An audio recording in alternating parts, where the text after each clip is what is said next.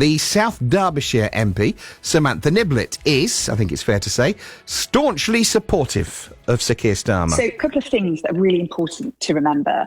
When we got elected in 1997 to form a government, our first set of council results were rubbish. They were so rubbish. I think we lost nearly 1,200 councillors, and that was back at a time where we had a very, very charismatic Prime Minister, which Keir openly, is criticised for perhaps lacking in the charisma department.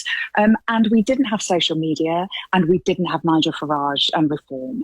And what we have got right now is his only success, and the Prime Minister called this out today, was taking us out of the European Union and not delivering on the promises he said that would bring, that we've got households who are £3,000 short than they were before we left the European Union, and fewer opportunities. It's harder for businesses to trade, like Brexit, and like all the other Brexit has just made us worse off.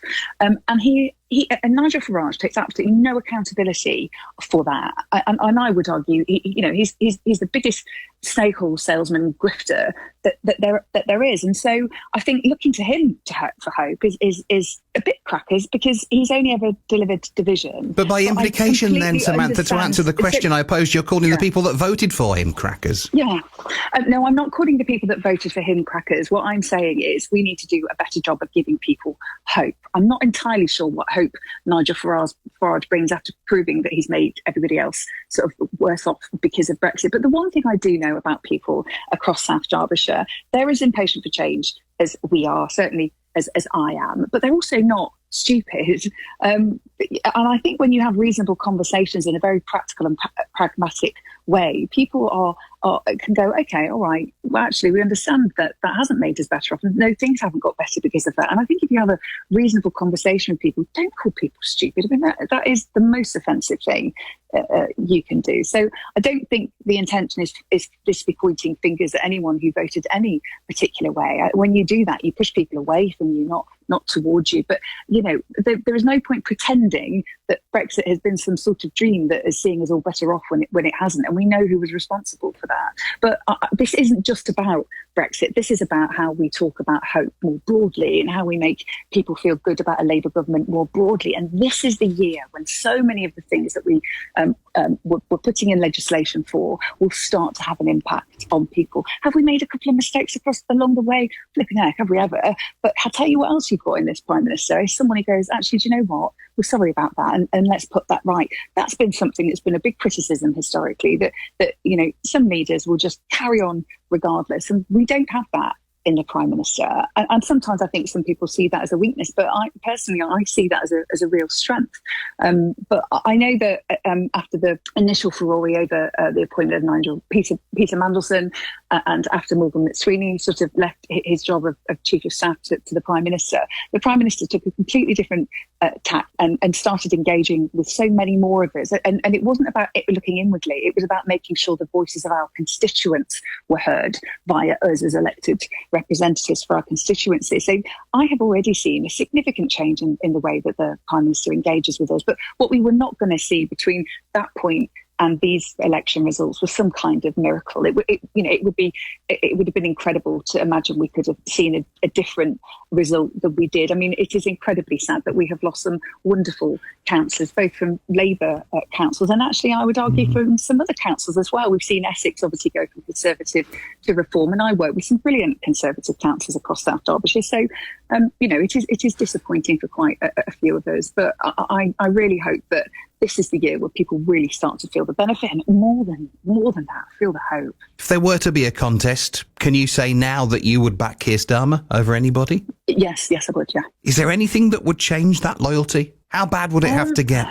Oh, gosh. I don't know. I with the greatest respect to some of the potential leaders, I think anyone who thinks that they can come in a time that is so volatile, both domestically and internationally, and work some magic that in the next, 3 years, because that's the maximum amount of time we've got left in this Parliament before the Prime Minister has to call a general election, because you only ever have 5 years, as you know. if you think how much work we've done in 2 years, the thought that a new leader, whoever they are, could work some magic that the current Prime Minister hasn't managed to, I think would be a little bit short-sighted.